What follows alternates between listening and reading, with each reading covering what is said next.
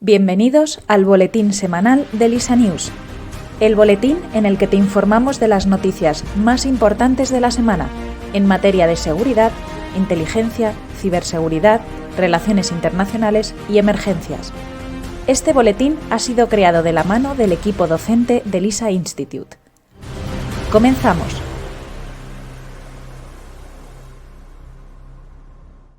Seguridad internacional y geopolítica. La Unión Europea aprueba la primera ley del mundo para regular la inteligencia artificial. Tras 3 días de intensas negociaciones, la Eurocámara y los Estados miembros han aprobado el pasado 8 de diciembre un acuerdo sobre el texto de la primera normativa para el desarrollo, comercialización y uso de la inteligencia artificial en la Unión Europea.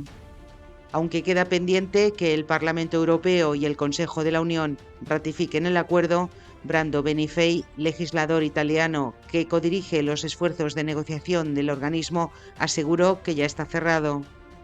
Entre los principales logros de este marco normativo figuran los estrictos límites al uso de sistemas de identificación biométrica por parte de las autoridades. Es decir, se prohíben las aplicaciones de puntuación social y de inteligencia artificial utilizadas para manipular o explotar las vulnerabilidades de los usuarios. Se garantiza el derecho de los consumidores a presentar quejas y recibir explicaciones significativas y se establecen multas de hasta 7,5 millones. Además, se exige transparencia a los sistemas de inteligencia artificial generativa en los que se basan modelos como ChatGPT. Tensión entre Venezuela y Guyana por el territorio de Esequibo. El gobierno de Maduro celebró el pasado 3 de diciembre un referéndum consultivo sobre la anexión de Esequibo, una región disputada con Guyana desde el siglo XIX. Más del 95% de los venezolanos votaron que sí, por lo que Maduro asegura que se le ha otorgado un mandato popular para ocupar el territorio. El Esequibo es una región rica en minerales y petróleo que representa más de la mitad de la superficie de Guyana. La amenaza venezolana se produce después de que un consorcio liderado por ExxonMobil, una de las mayores empresas internacionales de petróleo y gas que cotiza en bolsa, descubriera importantes reservas de petróleo en la zona. Además, no debemos olvidar que Venezuela se encuentra en vísperas de elecciones presidenciales previstas para 2024. Estados Unidos, China, la Comunidad del Caribe, CARICOM y Brasil han trasladado su apoyo a Guyana y han llamado a encontrar una solución pacífica al conflicto. Los rebeldes hutíes de Yemen amenazan con atacar a todo barco que se dirija a Israel a través del Mar Rojo.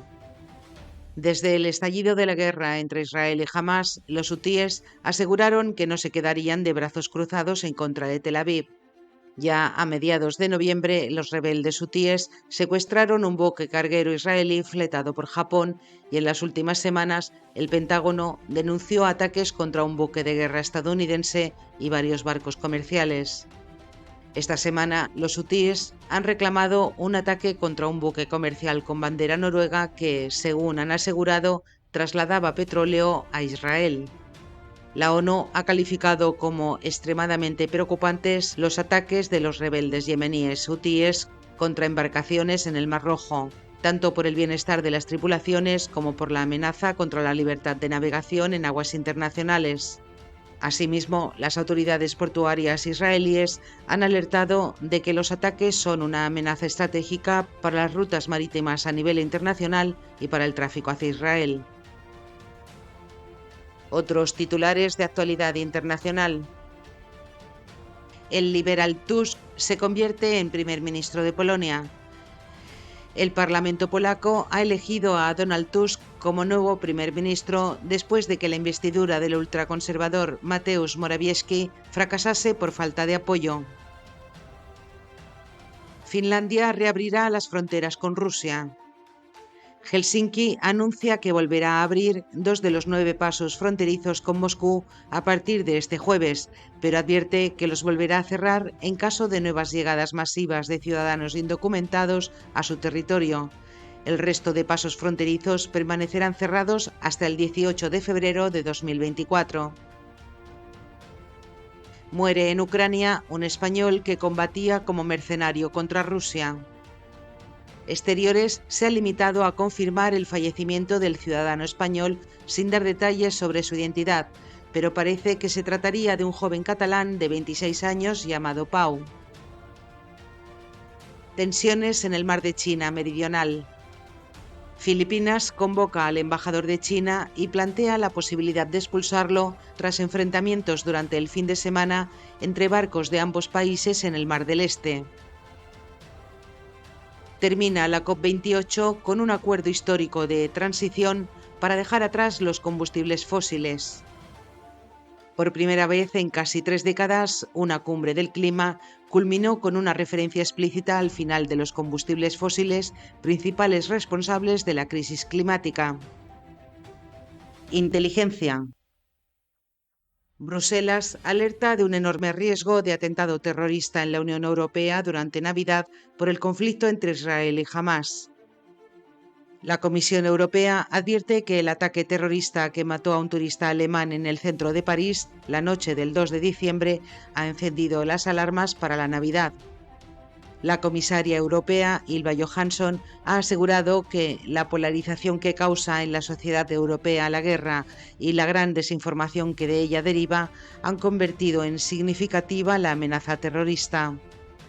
Siguiendo las recomendaciones europeas, el Ministerio del Interior español ha anunciado medidas antiterroristas de especial intensidad durante la celebración de las fiestas navideñas. El Ministerio ha recordado que este refuerzo policial se suma a las medidas de refuerzo implementadas en octubre de 2023 tras el estallido de la guerra entre Hamás e Israel. El entorno de Navalny denuncia que está desaparecido desde hace una semana. La portavoz del opositor ruso ha denunciado que los funcionarios de la cárcel no han accedido a revelar el paradero de Navalny. Sus abogados no han logrado localizarlo en prisión y no ha comparecido en una vista judicial. Sin embargo, no es la primera vez que Navalny desaparece durante su estancia en prisión. Sus aliados temen que haya caído enfermo y se encuentre ingresado en un hospital o esté siendo transferido a uno de los más de 700 establecimientos penitenciarios repartidos por Rusia. El Kremlin asegura desconocer el paradero de Navalny y advierte que considera inaceptable e inadmisible cualquier injerencia, incluida la de Estados Unidos. Alemania inicia el juicio contra el alto cargo del espionaje alemán acusado de espiar para Rusia. Carsten L. ha comparecido ante un tribunal de Berlín el 13 de diciembre junto con su supuesto cómplice Arthur E. Se les acusa de imprimir y fotografiar material confidencial relacionado con la guerra en Ucrania desde su ordenador del BND en Berlín y llevar esa información a la inteligencia rusa en Moscú. Se cree que por sus servicios de espionaje, Carsten L. y Arthur E. recibieron entre 400.000 y 450.000 euros cada uno. Los fiscales alemanes aseguran haber colaborado con autoridades del FBI para recolectar pruebas contra los acusados. Según escribió el semanario Der Spiegel, se trata probablemente de uno de los mayores casos de espionaje en la historia de los servicios secretos alemanes.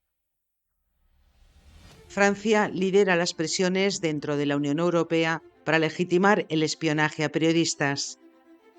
Las actas de una reunión del Consejo Europeo celebrada en noviembre muestran que los gobiernos de Francia, Italia, Grecia, Suecia, Finlandia, Chipre y Malta insisten en una redacción de la Ley Europea de Libertad de los Medios de Comunicación que permitiría el uso de programas espía si las autoridades lo consideran necesario para la seguridad nacional.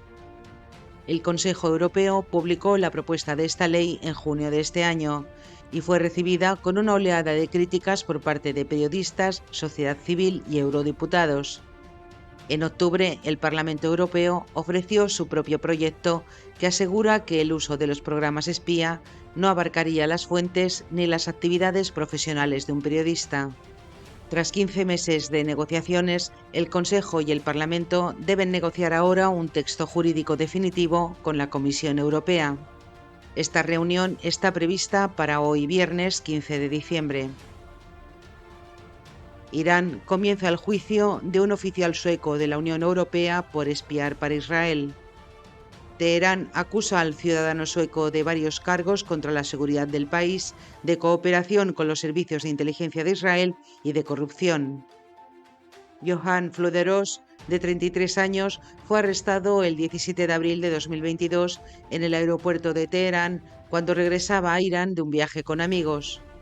El sueco lleva más de 500 días recluido en la prisión iraní de Evin. Tanto el gobierno sueco como la Unión Europea aseguran que no hay fundamento para mantenerlo detenido y mucho menos para llevarlo ante la justicia. El juicio comenzó el pasado 9 de diciembre y fue aplazado hasta una futura audiencia, cuya fecha no ha sido anunciada, pero la pena sería la muerte. Interpol desvela su nueva herramienta de control biométrico. La organización internacional ha utilizado por primera vez de manera remota el centro de biometría en una operación en Sarajevo, Bosnia y Herzegovina, que ha conseguido detener a un traficante de migrantes huido de la justicia. Según la organización internacional, el centro de biometría posibilita que los funcionarios de policía puedan identificar a presuntos terroristas o delincuentes cotejando directamente fotografías y huellas dactilares en las bases de datos de Interpol. Está previsto que la herramienta se vaya implementando progresivamente en los 2 próximos años en los puestos de control fronterizo y se pondrá a disposición de los funcionarios de primera línea de todos los países miembros. Ciberseguridad. Detenido en España el líder de uno de los grupos de hacktivistas más importantes del mundo. El detenido está vinculado a la organización criminal Kelvin Security, que ha realizado más de 300 ataques de alto nivel contra sectores estratégicos de más de 90 países en los últimos 3 años.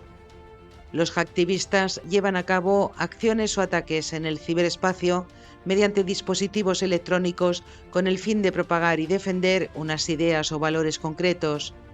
Se cree que el arrestado era el principal responsable del blanqueo del dinero obtenido por las actividades criminales del grupo hacktivista y que operaba principalmente a través del intercambio de criptomonedas. Un grupo de ciberdelincuentes rusos reivindica el mayor ciberataque contra Ucrania desde que comenzó la guerra.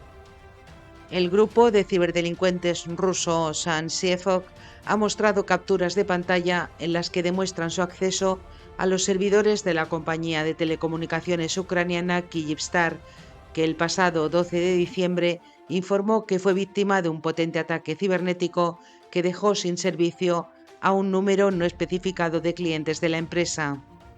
Kyivstar es el mayor proveedor de telefonía móvil de Ucrania, según medios locales. Tiene más de 24 millones de clientes en todo el país. Los ciberdelincuentes responsabilizan a la empresa de garantizar las comunicaciones del ejército de Ucrania y de las entidades estatales y de seguridad del país. Sin embargo, el portavoz del ejército ucraniano confirmó que las Fuerzas Armadas utilizan otras redes propias para comunicarse. Europol alerta del uso de rastreadores Bluetooth por parte del crimen organizado.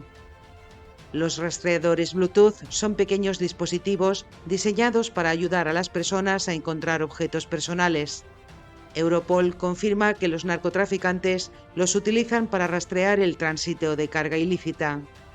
La gran mayoría de los casos denunciados están relacionados con el contrabando de cocaína. La agencia europea ha emitido una notificación de alerta temprana restringida a todos los Estados miembros de la Unión, así como también una versión pública. Y hasta aquí el resumen de las noticias de esta semana. Espero que haya sido de tu interés. Desde LISA News te agradecemos tu atención y hasta el próximo boletín. Si te ha gustado este boletín, recuerda que puedes seguirnos en Instagram, Facebook, Twitter y LinkedIn, donde publicamos a diario noticias y análisis de interés. Comparte este boletín con tu entorno y ayúdanos a seguir haciendo del mundo un lugar más seguro, justo y protegido.